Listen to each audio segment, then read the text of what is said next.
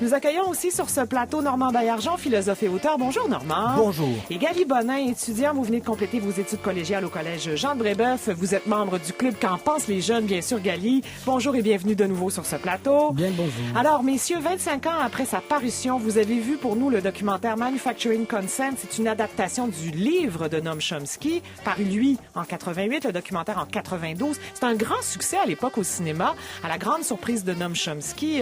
Normand Baillargeon, vous avez interviewé, vous avez écrit sur Noam Chomsky, ce linguiste, professeur émérite au MIT, grand critique des médias. Alors, c'est une déconstruction, évidemment, de la propagande des médias. 25 ans plus tard, est-ce que c'est encore pertinent? Le paysage a changé quand même, Normand Baillargeon? Le paysage a changé à certains égards aux États-Unis, notamment pour le pire, je peux dire. La concentration des médias s'est encore accrue, la dépendance envers les experts s'est encore accrue. Ce que Chomsky appelait, on y reviendra tantôt, les flacks, les critiques que les puissants adressent aux médias pour les discipliner, se sont encore accrues aussi, pour pris de nouvelles formes. On appelle ça les echo chambers maintenant. Alors donc, d'une certaine manière, la situation est encore pire pour Il y a les médias sociaux qui n'existaient pas, évidemment, dans ce contexte-là. Ça, c'est un changement dont il faudra discuter en détail parce que ça a changé des choses. Jusqu'où, intéressant. On verra, bien sûr. Gali, est-ce que vous avez été impressionné par ce que vous avez vu? Est-ce que ça vous a fait réfléchir? Impressionné, la vision de Chomsky paraissait en fait quasiment mainstream aujourd'hui. Donc, une vision que tout le monde partage de dire, c'est facile maintenant de dire, ah oui, les médias nous contrôlent, les médias, mais après, c'est voir sa réflexion en détail, puis si bien expliqué, fort intéressant. Merci à tous les deux.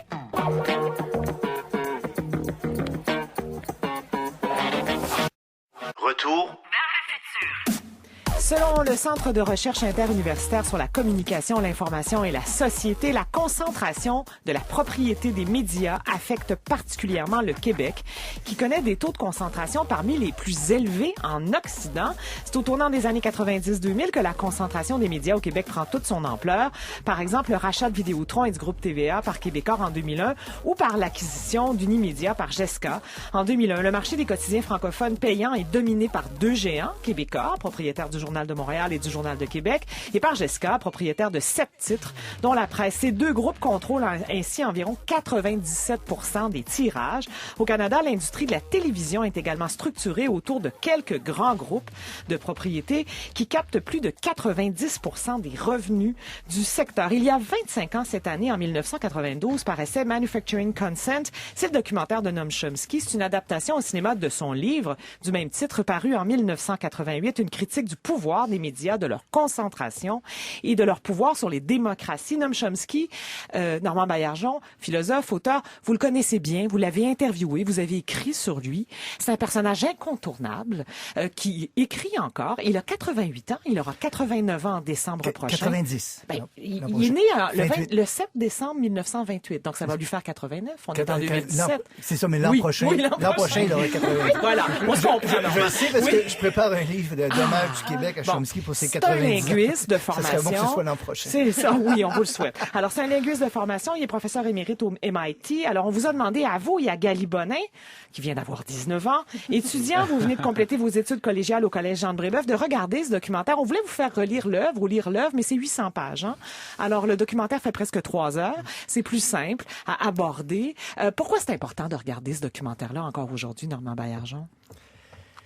D'abord, c'est un documentaire qui est issu d'un livre qu'il avait écrit avec Edward Herman en 1988. Le documentaire a eu énormément de succès. Il a permis à beaucoup de gens, je pense, de connaître Noam Chomsky. Il faisait voir les deux aspects de l'œuvre de Chomsky aussi. C'était riche pour ça. Chomsky, c'est un homme qui a deux œuvres distinctes. C'est important de voir ça. Il y a une première œuvre qui est l'œuvre du scientifique ou du philosophe. Il est au MIT depuis une éternité. Oui. Et là-bas, il a travaillé en linguistique.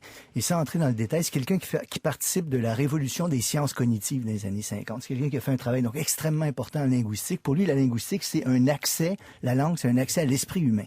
Et donc, il a participé au rejet des thèses des behavioristes de l'époque. Il a installé les sciences cognitives. Ça, c'est bien important. À cause de ce travail-là, scientifique, Chomsky a joué un rôle aussi en philosophie de l'esprit, en linguistique, en sciences cognitives. Donc, c'est un travail scientifique immense. Ouais. Mais à côté de ça, il a toujours été militant. C'est quelqu'un qui se réclame de l'anarcho-syndicalisme et qui a joué un rôle très, très présent dans la société américaine, d'abord, puis ensuite partout dans le monde, en intervenant sur la place publique comme intellectuel public. Ça commence dans les années 60 quand il s'oppose à la guerre au Vietnam. Et ces deux Chomsky-là laissent tous les deux une œuvre vraiment imposante. À tel point, j'ai un ami on a un ami commun, Chomsky et moi, qui s'appelle Michael Albert. Puis dans les années 80, il avait été en Europe de l'Est. Et là-bas, les gens étaient persuadés qu'il y avait 2 Noam Chomsky homonymes. Tu sais, que ça pouvait pas être la même personne. Il avait tout fait ça. Il écrit encore dans le Guardian. Il commente la politique internationale. Écoute, il donne encore notamment. des conférences. Il est toujours très prêt. Donc, ça donnait accès à ces deux-là. C'était magnifiquement fait. Oui. Je tenais à dire, Marie-Louise, si vous permettez, que un des 2 auteurs, parce qu'ils sont 2 à avoir fait ce film-là, Mark Akbar et Peter Wintonick. Et Wintonick est mort en 2013. Alors, je voudrais rappeler le décès des auteurs. Et saluons son importance. C'est un documentaire vraiment très bien fait, exceptionnel. Produit il y a 25 ans quand même, on le disait, le paysage a fortement changé. Vous, en 92, Gali Bonnet, vous étiez même pas né, parce que vous êtes né en 1988. Je n'ai même pas une idée, je pense. En tête de vous mes dites, aujourd'hui, c'est plus convenu, ce regard-là. Vous dites, on sait que les médias nous contrôlent. Oui, Jusqu'à quel point, Gali, on sait ça? Mais je sais pas. Peut-être que moi, j'en avais conscience, parce que peut-être grâce au cours de SCR, par exemple, qu'on a reçu, je me rappelle en secondaire 1, 2... 4 et 5, on parlait un petit peu de Noam Chomsky, on n'allait vraiment pas dans le détail, mais beaucoup, j'ai même lu des extraits du petit guide d'autodéfense intellectuelle. Qui est inspiré du travail de Chomsky, normalement. Dans ce film-là, Chomsky dit quelque part, si on avait un vrai système d'éducation, on y donnerait des cours d'autodéfense intellectuelle. Alors moi, quand j'ai eu l'idée d'écrire ce livre, je me suis dit, qu'est-ce qu'on mettrait dans ça? Puis j'ai écrit ça devrait être une lecture obligatoire dans toutes les écoles, votre livre d'ailleurs, mais ça, c'est une autre affaire. Oui. Mais donc, bref, donc peut-être une pensée plus répandue aujourd'hui, mais on semble oublier des fois aussi. Puis par exemple, dans le documentaire, l'exemple qu'il donne, puis l'étude exhaustive que Chomsky a faite, c'est sur la différence entre la médiatisation du génocide au Timor-Leste et celui des Khmers rouges par Pol Pot au Cambodge. Donc sur la même période de temps, donc de 75 à 79. Il a fait un calcul, puis d'ailleurs, ça, c'est un moment quand même extraordinaire dans le documentaire, c'est qu'ils se mettent à dérouler des articles que le New York Times a publié, mais ils les ont tout mis sur une petite colonne, sur une petite bande, une bande de papier. Puis on trouve qu'au final, pour les Khmers rouges, il y a eu 1175 pouces d'articles décrits il calcule en distance, il calcule en pouces, alors que pour le Timor-Leste, il y a eu seulement 70 pouces. Puis il dit que la différence d'espace consacré. La différence d'espace consacré, c'est les intérêts de la classe de l'élite dominante. Donc, que les Américains et les Occidentaux, en général, avaient beaucoup plus d'intérêts, soit économiques ou politiques. Au Cambodge. C'est l'époque de la guerre du Vietnam, donc c'était juste à côté au niveau géopolitique. C'est pour ça que le New York Times s'est penché là-dessus. C'est plus facile de frapper sur des communistes que sur des Indonésiens. Alors ça, c'est un exemple probant de comment les médias, évidemment, digèrent l'information, proposent aussi la vision du monde qui est la nôtre. La thèse que soutient Manufacturing Consent, le livre, puis ensuite le film, c'est celle-ci, en fait.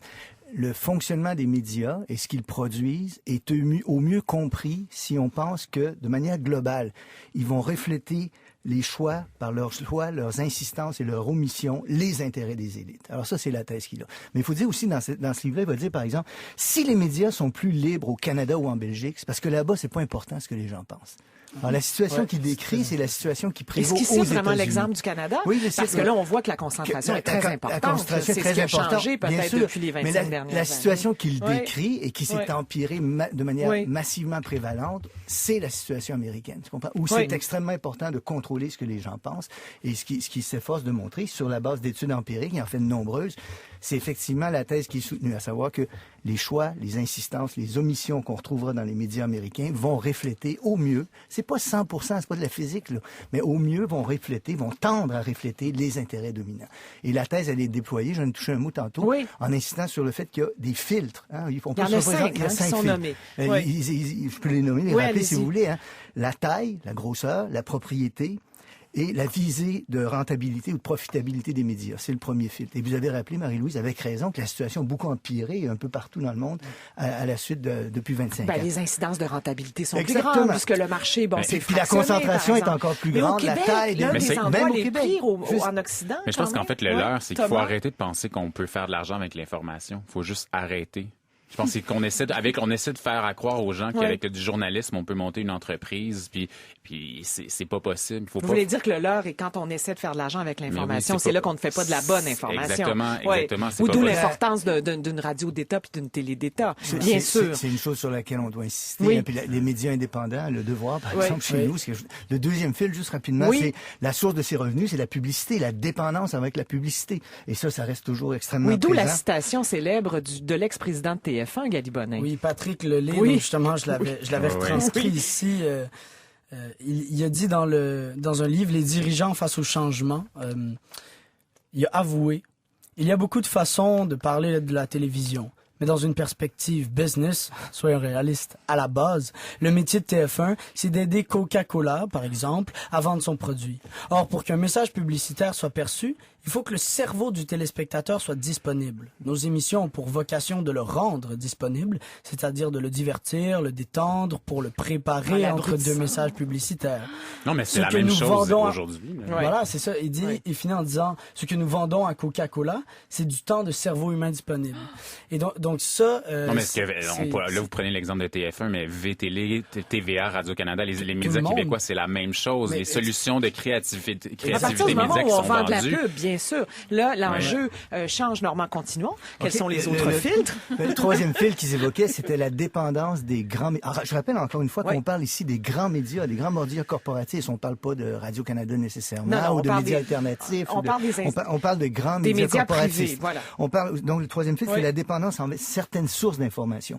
Et là, Chomsky a fait un travail important pour rappeler le rôle que jouaient, par exemple, les firmes de relations publiques dans nos sociétés aux États-Unis. Et ça, c'est encore pire aujourd'hui. Les experts, ça a encore augmenté, je pense, sous toute réserve. Il y a quelques années, d'attachés de presse que de journalistes. Il y a plus de gens qui travaillent en firme de relations publiques que de journalistes. 5 fois plus au Canada. Ensuite, il y avait ce qu'ils appelaient les flags, c'est-à-dire les critiques qui sont adressées aux médias pour les remettre dans le droit chemin lorsqu'ils font des erreurs.